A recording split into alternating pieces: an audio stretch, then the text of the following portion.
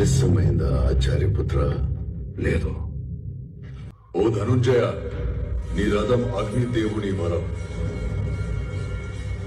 కాపాడుతున్నది జెండాపై కపిరాజు, నడుపుతున్నది ములోకాలు నడిపించే నేను.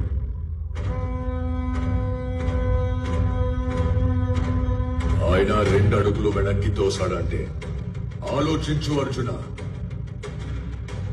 తను సామాన్య యోధుడు కాదు. తన కళ్ళల్లో సూర్యుని తేజస్సు, తన చేతిలో ఓటమి ఎరుగని విజయ ధనుస్సు.